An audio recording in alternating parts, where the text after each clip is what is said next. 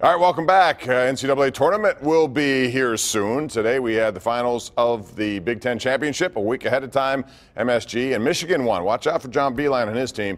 We'll get into Penn State in a second. But first I want to talk about Pitt because they're going to have one game this week, you would think, based on how it's gone. And that'll be Will Graves on Tuesday against Notre Dame at their tournament in the Barclays Center. What should Pitt do at this point? Heather Lyke has not made a decision, or if she has, she hasn't said so publicly. What do you think it should be? I just think it's not a tenable situation. Does it, in a perfect world, would Kevin Stallings deserve more than 2 years? Yes. But when you're the only team in Division I, there are 351 teams in Division I. We're the only one that does not win a conference game. When there are 400 people at your home games and you're in a Power 5 conference, that is not a tenable situation. And you have to ask yourself, what is the roof with Kevin Stallings? It's probably 9-9. And it's going to take 100 years to get there. I just think you got to move on. Well, I think the Michael Jordan, the ceiling is the roof, happened like a year ago. Was that a is the moon? Was that a deliberate reference to that? The ceiling is the basement for Kevin Stallings right now. I mean, it's not good. And Chicago State winning certainly just makes their season even more ignominious with that distinction now of not having won a conference game and being the only school to do so. Heather Lyke hasn't made her decision public, but I gotta believe she's had numerous chances in interviews and otherwise to give some sort of vote of actual legitimate confidence. She has gone nowhere near that. I think the guy's gone already, and I think that's what you have to do. Does he probably deserve more time? Theoretically, in a vacuum. This isn't a vacuum. He needs to be gone. I like Heather Lyke a lot. She seems very intelligent, and I think she'll make a lot of good moves for Pitt. I don't want her to wait too long on this. I feel like they could lose some important names, guys who are going to get other jobs.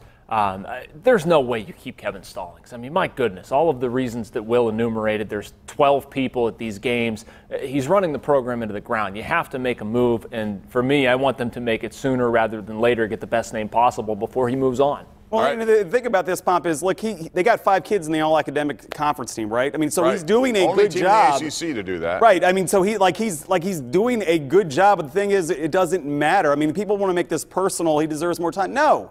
0-18. I putting this out on Twitter the other day. I can't remember any program ever that has fallen as quickly as Pitt has without a scandal, without a teammate killing another teammate, something like that. I mean, I can't ever remember this. You have to make a move. Plus, they haven't gotten any better, really. They've gotten worse, regressed, if you watch their games over the course of the season. All right, we have a minute left, so we can get to you, Jason Mackey, about Penn State. They won 2 games in the Big Ten, 21 wins, 9 in conference. I think they're right on the bubble. I think they could get in. Should they get in? I think they should get in. Tough conference. They've done enough for me to be in the tournament.